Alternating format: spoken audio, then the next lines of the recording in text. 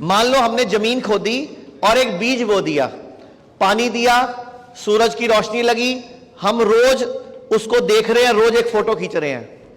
7 दिन हो गए, कुछ भी नहीं हुआ, फोटो भी नॉर्मल आई। 8वें दिन उसमें इतनी सी पत्ती नजर आ रही है। ऐसे ही होता है घर में जब कोई बीज बोते हैं तो 8वें दिन, 10वें दिन, 5वें दिन एक पत्ती नजर आती है और आपने फोटो खींची तो कितनी पत्ती नजर आती है? जरा सी। 9वें दिन थोड़ी सी बड़ी। और तो अब जो फोटो है वो एलोपैथी मान लो। अब वो फोटो में क्या दिख रहा है? इतनी सी पत्ती। तो डॉक्टर क्या बोलेगा? आपके इतनी सी प्रॉब्लम है, मान लो एग्जांपल। अब आयुर्वेद कैसे काम करता है? वो कहेगा इतनी सी पत्ती तो दिख रही है, अब मिट्टी हटा, एक पत्ती और निकलेगी, 2 पत्ती होंगी, नीचे डंडी भी होगी, उसके नीचे जड़ भी होगी। हम क्या करेंगे? पूरा नीचे तक खोद के लाएंगे उसको और उखाड़ के फेंकेंगे। तो ये है आयुर्वेद। और एलोपैथी कैसे काम करता है? इतनी सी पत्ती। तो आप लोग जो रिपोर्ट्स देखकर घूमते हो, जो भी आप डायग्नोस्टिक कराते हो, शुगर चेक कराते हो, बीपी चेक कराते हो, आपको पता किडनी जब तक 70% फेल नहीं हो जाती दुनिया के किसी टेस्ट में नहीं आती। अगर किसी की किडनी 30% काम कर रही है ना, 30%, तो जाके उसका क्रिएटिनिन 2-2.5 आता है। अगर किसी का क्रिएटिनिन 3 या 4 आ रहा है तो समझो किडनी 20 पैसे काम कर रही है। यानी कि इतना ज्यादा रिजल्ट में वेरिएशन आता है। और किसी की किडनी 10 पैसे काम कर रही है तो क्रैट आएगा 5 या 6। अगर किसी की किडनी 3-4 पैसे काम कर रही है तो क्रैट आएगा 8, 10 या 12। तो ऐसे हम लोग तो रोज देखते हैं ना, तो हम लोग एक आइडिया लगाते हैं कि इतने % किडनी डैमेज है तो ये रिपोर्ट आएगी। तो अगर किसी का क्रैट 3 है या 4 है या 5 है तो उसकी किडनी 20 से 30 पैसे काम कर रही है, लेकिन होनी कितनी चाहिए थी? 100, 120। 1 मिनट में 120 ml खून साफ करता है तो उसको स्वस्थ किडनी बोलते हैं। अभी आप लोग एक कहावत सुनते हो, गाय हमारी और भैंस पे क्या है? अकल बड़ी के गई भैंस, काला अक्षर जिसकी लाठी, भैंस के आगे। सारी कहावतें भैंस पे ही क्यों है? गाय पे एक ही है, वो भी हमारी मां। भैंस पे क्या है कि उसमें अकल नहीं है, उसमें दिमाग नहीं है, उसमें बुद्धि नहीं है। आप लोगों में कुछ के सवाल होंगे कि मेरी किडनी क्यों खराब हुई, मुझे ही कैंसर क्यों हुआ, या मेरे गांठ क्यों बनी, या मुझे शुगर क्यों आई। आपके मन में सबके सवाल होंगे। इसीलिए आई, इसीलिए खराब हुई, इसीलिए आपको दिक्कत आई क्योंकि आप वो खा रहे हो जिसको खाने के लिए आप नहीं बने। आपने अपने पूर्वजों की नहीं सुनी। आप भैंस का दूध क्यों लेके आते हो? गाढ़ा है, सफेद है, ज्यादा देती है, इस चक्कर में भैंस का दूध पीते हो ना आप। अच्छा, आपको पता है जो दूध प्रोड्यूस होता है गाय या भैंस का, वो कब होता है? कब देती है गाय या भैंस दूध? जब उनके बच्चा होता है। अब इसका मतलब 9 महीने का। आपको पता है गाय को मां क्यों कहते हैं? क्योंकि गाय का गर्भकाल और मां का गर्भकाल दोनों बराबर है 9 महीने के।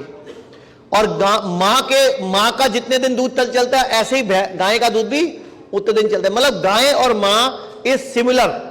लेकिन भैंस का बच्चा 3 महीने में लगभग 90 गुना ग्रोथ लेता है। और हम उसका दूध पिएंगे, भैंस का पिएंगे, तो हमारे बच्चे को ग्रोथ उतनी चाहिए।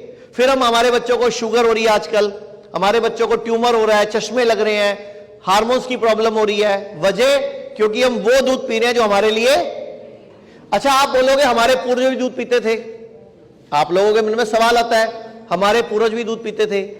तो हमारे पूर्वज जो दूध पीते थे तो पूरा पूरा दिन काम करते थे, सारा दिन खेतों में घूमते थे, सारा दिन सुबह सुबह। और पुराने टाइम पे लोग कितने वक्त का भोजन की बात करते थे? हम 2 वक्त के भोजन। तो एक्चुअल में हम 2 वक्त का भोजन खाने के लिए बने थे, तो वो 2 ही वक्त खाते थे। आप चेक करना अपने घरों में, आप 7 से 8 बार खाते हो। और आजकल का बेड़ा गर्क हो गया डाइटिशियंस का, हर 2 घंटे में कुछ खाओ, हर 2 घंटे में कुछ खाओ।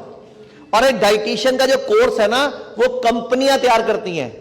डाइटिशियन का कोर्स कौन तैयार कर रहा है? ये जो आपकी पोल्ट्री इंडस्ट्री है, डेयरी इंडस्ट्री है, ये इंडस्ट्री बन चुकी है। अब ऐसी फार्मा इंडस्ट्री है। आपको पता है पूरी दुनिया में सबसे बड़ा बिजनेस किस चीज का है? फार्मा का। वो क्यों चाहेंगे आप स्वस्थ हो जाओ? अगर मान लो एक फार्मा कंपनी के 10 करोड़ लोग बीपी की गोली खा रहे हैं, वो कंपनी चाहेगी आप 9 करोड़ हो जाओ? वो कंपनी चाहेगी पेशेंट 8 करोड़ हो जाएंगे? वो कभी नहीं चाहेंगे। वो चाहेंगे हमेशा आप बीमार रहो। आप लोग सब टूथब्रश करते हो, कभी किसी जानवर को देखा है टूथब्रश करते हुए? जानवर दांत साफ नहीं करते और उनके दांत खराब भी नहीं होते। आप लोग रोज सुबह शाम 2 बार करके भी डेंटिस्ट के चक्कर काटते हो। आज तक आप दांतों की मालिश करते आए हो। एक्चुअल में दांतों की मालिश नहीं करते होते, मसूड़ों को स्ट्रेंथ करते हैं। दांत तो साफ करने हैं, वो कुल्ला करने से भी साफ हो जाते हैं। जानवरों के दांत क्यों नहीं खराब होते? दुनिया का कोई भी जानवर पका हुआ भोजन नहीं खाता, और जो हमारे घर में जानवर है हमने उसको पका हुआ खिलाना शुरू किया है तो प्रॉब्लम आई है।